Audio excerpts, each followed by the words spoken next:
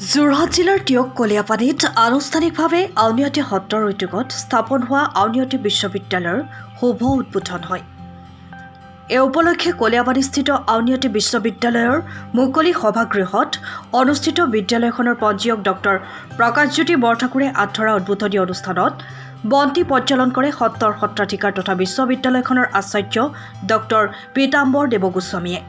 বিশ্ববিদ্যালয়খনৰ অধ্যাপিকা পূজা বৰাই বৰগীত পৰিৱেশনৰ পিছতেই আদৰণি ভাষণ প্ৰদান কৰে উপাচাৰ্য ডক্টৰ ডম্বৰুধৰ নাথে। ইয়াৰ পিছতেই বিশ্ববিদ্যালয়খনৰ আচাৰ্য ডক্টৰ পীতাম্বৰ দেৱগোস্বামীয়ে উদ্বোধনী ভাষণত কয় যে নৈতিক দিশৰ পৰা এজন প্ৰকৃত মানুহ সৃষ্টি কৰাই এই বিশ্ববিদ্যালয়ৰ মূল লক্ষ্য। ইতিমধ্যে ৰাইজক অৱগত কৰিছোঁ যে আমাৰ অঞ্চলে ইউনিভাৰ্চিটি আছে তথা বিশ্ববিদ্যালয় আছে, অভাৱ নাই। কিন্তু তাৰপিছত আমি এখন বিশ্ববিদ্যালয়ৰ প্ৰয়োজনীয়তা অনুভৱ কৰিলোঁ। এইটো কাৰণেই উচ্চ ডিগ্ৰী লাভ কৰিছে আমাৰ ছাত্ৰ ছাত্ৰীসকলে, বৃত্তি পাইছে, কৰ্মৰ সন্ধান পাইছে, কিন্তু আমাৰ সমাজ জীৱনত যি আমাৰ মানুহ হোৱাৰ প্ৰকৃত শিক্ষা লাগে সেইটো অভাৱ ঘটিছে। আৰু সেইটো পূৰাবৰ কাৰণে আমি বিশ্ববিদ্যালয়খনৰ পৰিকল্পনা কৰিছোঁ, য'ত নৈতিকতা, আধ্যাত্মিকতা, য'ত মূল্যবোধৰ শিক্ষা, চৰিত্ৰৰ শিক্ষা থাকিব, আৰু য'ত পিতৃ দেৱো ভৱ, মাতৃ দেৱো ভৱ, অতিথি দেৱো ভৱ, আচাৰ্য দেৱো ভৱ, এই কথাবিলাকৰ প্ৰতিফলন ঘটিব। আৰু য'ত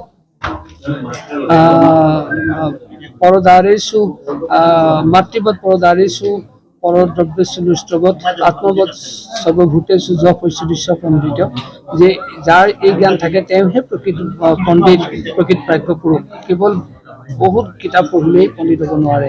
গতিকে এই ধৰণৰ কথাবিলাকৰ আজি আমাৰ শিক্ষাৰ অভাৱ ঘটিছে।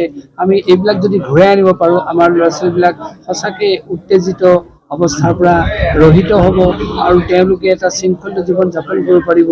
আৰু আজি আমাৰ ঘৰ নাই, দালান আছে, অট্টালিকা আছে, বিল্ডিং আছে, প্ৰকৃত মাতৃ পিতৃ, স্বামী স্ত্ৰী, ভাই ককাই একেলগে থকা যৌথ সেই সন্মান থকা, শ্ৰদ্ধা থকা, মৰম স্নেহ থকা, অনুকম্পা থকা, হৃদয় অনুভূতিৰে উপচাই দিয়া ঘৰখন নাই।